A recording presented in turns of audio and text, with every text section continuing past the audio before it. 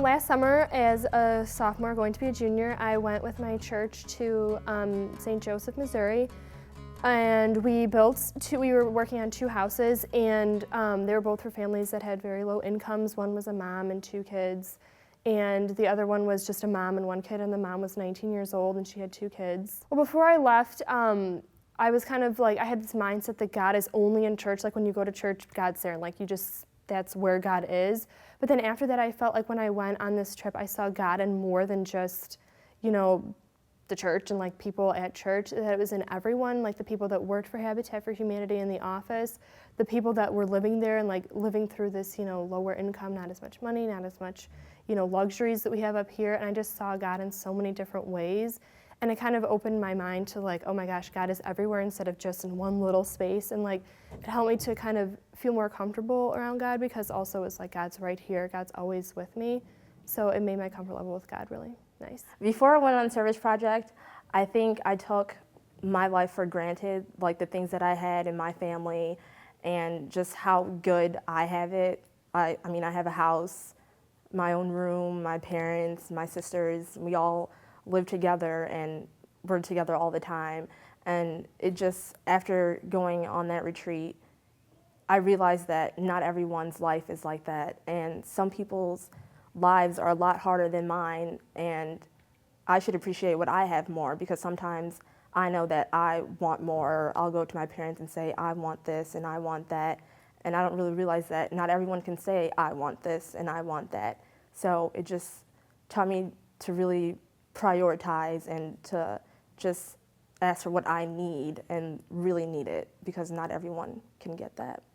In 2008 for Habitat, we painted the Williams house, and it was just this family. There were 4 kids and then a mom and a dad, and we just helped paint their house because it was falling apart completely, and like the paint was like scraping off. And so there were pretty much like 10 of us who went and helped. And I met this one boy named Justin, and he was only 14 years old, and he came out and helped us paint, and like he just taught me that, I don't know, every time he came out of his house, he'd just be like, have this huge smile on his face, and I could just like see God through him, because he was just like so happy no matter like what the conditions of his family were like living in, or like the town around him. Last week, me and a group of girls from Regina went to ALSIP, to a warehouse for Share Your Souls. It's an ongoing project where people donate shoes, and then Share Your Souls cleans them, make sure they're in good condition, and then sends them to places where people need shoes the most, like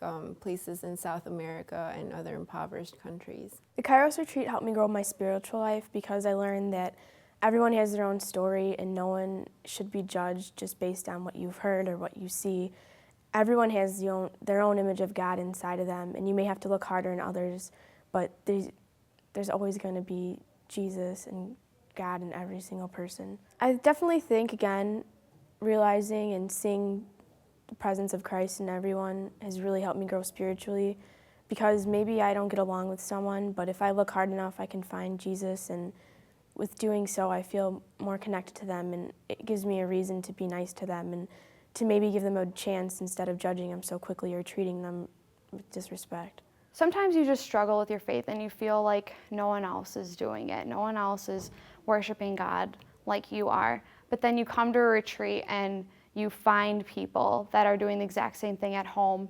And it creates a network. So if you don't all go to the same schools and you might not find that at your school, you at least have that new network of people that you can go to with questions and what you should be feeling and how you should react to Christ in our everyday life. I think being more confident in my faith helps me not just in my faith, but also in other aspects of my life.